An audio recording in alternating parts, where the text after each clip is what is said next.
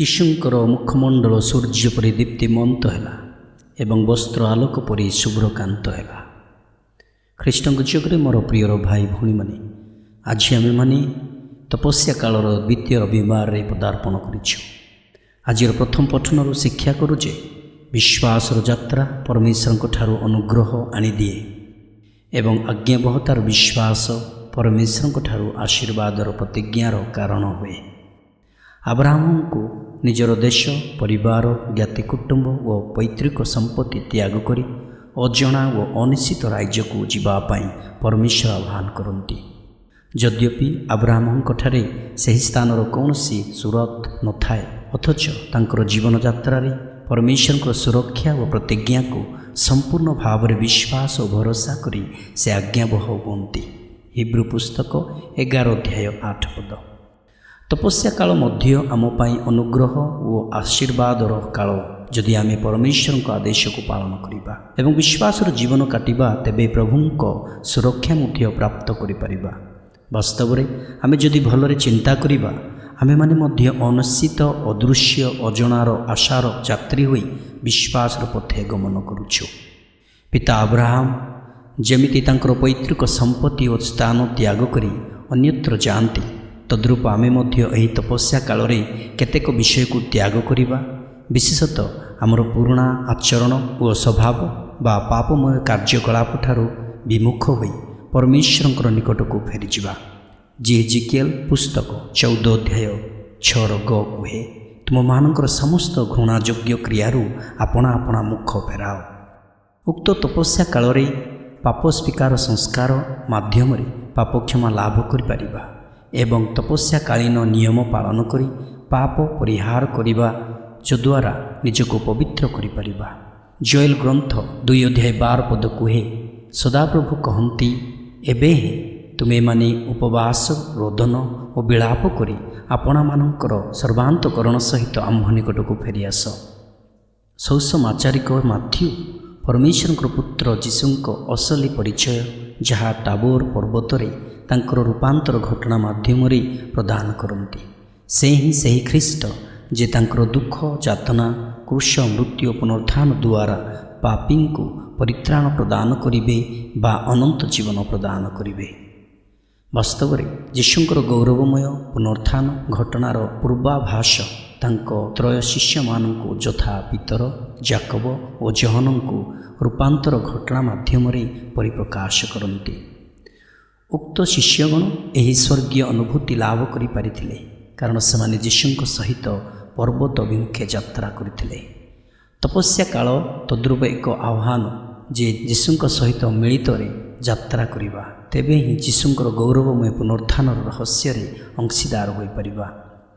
ପ୍ରଭୁଙ୍କର ରୂପାନ୍ତର ଘଟଣା ଆମମାନଙ୍କୁ ସ୍ମରଣ କରାଇ ଦିଏ ଯେ କ୍ରୁଶ, ଦୁଃଖ, ଯାତନା ଓ ମୃତ୍ୟୁ ପରେ ଅନନ୍ତ ଗୌରବ ସୁନିଶ୍ଚିତ ଅଛି, ଯାହା ପ୍ରବାଦରେ କୁହାଯାଏ, ପୁଣି ଶୁକ୍ରବାର ପରେ ପୁନରୁତ୍ଥାନ ରବିବାର ଆସେ।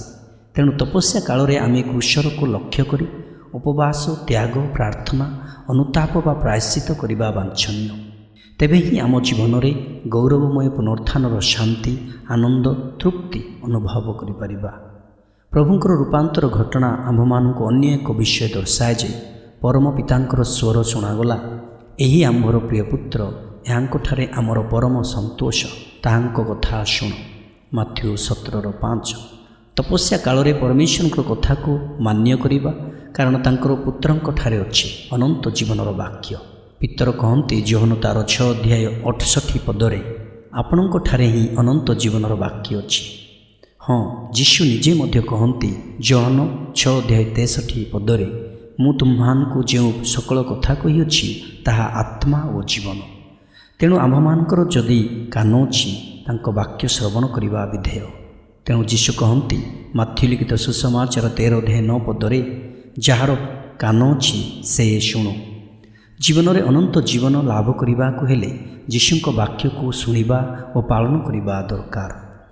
ଯୀଶୁଙ୍କ ରୂପାନ୍ତର ଘଟଣାରେ ଅନ୍ୟ ଏକ ବିଷୟ ଯାହା ଅନୁଧ୍ୟାନର ବାକ୍ୟ ହେବ। ମାଥ୍ୟୁ 17 ଅଧ୍ୟାୟ 4 ପଦରେ କୁହାଯାଏ, ପିତର ଯୀଶୁଙ୍କୁ କହିଲେ, ହେ ପ୍ରଭୁ, ଆମେ ଯେ ଏଠାରେ ଅଛୁ ଏହା ଉତ୍ତମ। ଏହି ବାକ୍ୟକୁ ଦୁଇ ପ୍ରକାର ବୁଝିପାରିବା। ପ୍ରଥମ, ଜଗତର ମୋହ, ମାୟା, ପାପ, ଅନ୍ଧକାର, ଅନ୍ୟାୟ, ଅନୀତି, ଅଧର୍ମ ଜୀବନରୁ ଦୂରରେ ରହି ଶାନ୍ତି ଓ ସ୍ୱର୍ଗୀୟ ଆନନ୍ଦ ପରିବେଶରେ ରହିବା ପାଇଁ ପିତର ଚାହାନ୍ତି। ଦ୍ୱିତୀୟରେ, ଜଗତର କଷ୍ଟ, ଦୁଃଖ, ତାଡ଼ନା, ଅପମାନ, କ୍ଷୁଧା, ତୃଷା, ଅଭାବ, ଅନଟନ, ରୋଗ, ବ୍ୟାଧି, ସମସ୍ୟା ଏହିଭଳି ସମସ୍ତ ଠାରୁ ନିବୃତ୍ତ ରହି ସ୍ୱର୍ଗୀୟ ସୁଖ ଶାନ୍ତିରେ ରହିବା ମଧ୍ୟ ସେ ଚାହାନ୍ତି। ହଁ, ତପସ୍ୟା କାଳ ସୂଚାଏ ଯେ ଜୀବନର ଦୁଃଖ, କଷ୍ଟ, ରୋଗ, ବ୍ୟାଧି, ସମସ୍ୟା, ଝଡ଼, ଝଞ୍ଜା ଏହି ସମସ୍ତ କୃଷ ସଦୃଶ୍ୟ ହୋଇପାରେ। ଏହାକୁ ଜୀବନର କୃଷ ମନେକରି ଯୀଶୁଙ୍କର ଅନୁଗମନ କରିବା ବିଧେୟ, ଯଦ୍ୱାରା ଯୀଶୁଙ୍କର ପୁନରୁତ୍ଥାନର ପ୍ରକୃତ ଶାନ୍ତି ଓ ପରମାନନ୍ଦ ଅନୁଭବ କରିପାରିବା। ମାର୍କ ଲିଖିତ ସୁସମାଚାର 9:34 କୁହେ, ଯୀଶୁ ଆହ୍ୱାନ କରି କହନ୍ତି, ଯଦି କେହି ମୋର ଅନୁଗମନ କରିବାକୁ ଚାହେଁ ସେ ନିଜକୁ ତ୍ୟାଗ କରୁ ଓ ଆପଣା କୃଷର ବହନ କରି ମୋର ଅନୁଗମନ କରୁ। ଏତଦ୍‌ବ୍ୟତୀତ 35 ମଧ୍ୟ ସେ କହନ୍ତି, ଯିଏ ଆପଣା ଜୀବନ ରକ୍ଷା କରିବାକୁ ଚାହେଁ ସେ ତାହା ହରାଇବ, ଏବଂ ଯିଏ ମୋ ପାଇଁ ଓ ସୁସମାଚାର ପାଇଁ ଆପଣା ଜୀବନ ହରାଇବ ସେ ତାହା ରକ୍ଷା କରିବ। ସୁତରାଂ ଯୀଶୁଙ୍କ ପାଇଁ ଓ ସୁସମାଚାର ସକାଶେ ଜୀବନ ହାରିବା କିମ୍ବା ଦୁଃଖ କଷ୍ଟ ପ୍ରାପ୍ତ କରିବା ତାହା ଜୀବନ ରକ୍ଷା ଓ ପ୍ରାପ୍ତ କରିବାରେ ସାହାଯ୍ୟ କରିଥାଏ। ତେଣୁ ସାଧୁ ପାଉଲ ଖ୍ରୀଷ୍ଟ ଓ ସୁସମାଚାର ପାଇଁ ଦୁଃଖ କ୍ଲେଶରେ ଲଜ୍ଜା ନ କରିବା ପାଇଁ ତିମୋଥୀଙ୍କୁ ଉତ୍ସାହ ଦିଅନ୍ତି। କଷ୍ଟରେ ହିଁ ଅନୁଗ୍ରହ ଲାଭ କରିହୁଏ। ଯେମିତି ପ୍ରବାଦରେ କୁହାଯାଏ, କଷ୍ଟରେ ହିଁ ଖ୍ରୀଷ୍ଟ ମିଳନ୍ତି। କାରଣ ଆମର ଦୁଃଖ କ୍ଲେଶରେ ଈଶ୍ୱରଙ୍କର ଅନୁଗ୍ରହ ଆମକୁ ସାହସ, ଧୈର୍ଯ୍ୟ ଓ ଶକ୍ତି ପ୍ରଦାନ କରେ। ତପସ୍ୟା କାଳ ଆମମାନଙ୍କୁ ଶିକ୍ଷା ଦିଏ ଯେ ଜୀବନରେ ପ୍ରାର୍ଥନା, ଉପବାସ ଓ ତ୍ୟାଗ ତଥା ଦାନ ଧର୍ମ କରିବା ସହିତ ଦୈନନ୍ଦିନ ଜୀବନର କଷ୍ଟ ଦୁଃଖ ଆପଣାର କରି ଜୀବନ ଅତିବାହିତ କରିବା ଆବଶ୍ୟକ ଅଟେ। ତା ସହିତ ଖ୍ରୀଷ୍ଟଙ୍କ ମିଶନ କର୍ମ ବା ସୁସମାଚାର ପ୍ରଚାର କର୍ମରେ ନିଜକୁ ସମ୍ପୂର୍ଣ୍ଣ ଭାବରେ ଜଡ଼ିତ କରିବା ଦରକାର। ସାହସ ଓ ପ୍ରେମ ସହକାରେ ଖ୍ରୀଷ୍ଟଙ୍କ ସାକ୍ଷ୍ୟ ବହନ କରିବା ପାଇଁ ଆମେ ଆହୁତ ଏବଂ ଆମର ଦୁର୍ବଳତାରେ ପରମେଶ୍ୱରଙ୍କର ଶକ୍ତି କାର୍ଯ୍ୟ କରେ ବୋଲି ଭରସା ରଖିବା ଉଚିତ। ଏହି ତପସ୍ୟା କାଳର ଯାତ୍ରାରେ ଆବ୍ରାହ୍ମଙ୍କ ବିଶ୍ୱାସ ଓ ଆଜ୍ଞାବହତାର ଯାତ୍ରାକୁ ଆପଣାର କରିବା ପାଇଁ ଶିକ୍ଷା ଦିଏ। ଯୀଶୁଙ୍କର ରୂପାନ୍ତର ଘଟଣା ଆମ ଜୀବନ ପାଇଁ ଆଶା ଓ ପରିବର୍ତ୍ତନର ସନ୍ଦେଶ ଯୋଗାଏ ଏବଂ ପାଉଲଙ୍କ ପରାମର୍ଶ ପରମେଶ୍ୱରଙ୍କ ଅନୁଗ୍ରହ ଦ୍ୱାରା ସାହସ ଓ ଧୈର୍ଯ୍ୟର ସହିତ ଜୀବନ ଅତିବାହିତ କରିବା ପାଇଁ ଉତ୍ସାହ ଯୋଗାଏ। ପ୍ରାର୍ଥନା। ହେ ପ୍ରଭୁ, ତୁମର ଅନୁସରଣ କରିବା ପାଇଁ ଆବ୍ରାହ୍ମଙ୍କୁ ବିଶ୍ୱାସ ପ୍ରଦାନ କରିଥିଲ। ତୁମର ଗୌରବ ଦର୍ଶନ କରିବା ପାଇଁ ଶିଷ୍ୟମାନଙ୍କୁ ଚକ୍ଷୁ ପ୍ରଦାନ କଲ ଏବଂ ତୁମର ସୁସମାଚାର ସେବା କରିବା ପାଇଁ ପାଉଲଙ୍କର ସାହସ ପ୍ରଦାନ କଲ। ଏହି ତପସ୍ୟା କାଳରେ ଆମ ହୃଦୟର ପରିବର୍ତ୍ତନ ଘଟୁ, ଯଦ୍ୱାରା ତୁମ ସହିତ କୃଷପଥରେ ଅଂଶୀଦାର ହୋଇ ପୁନରୁତ୍ଥାନ ପର୍ଯ୍ୟନ୍ତ ଯାତ୍ରା କରିପାରିବୁ। ତଥାସ୍ତୁ।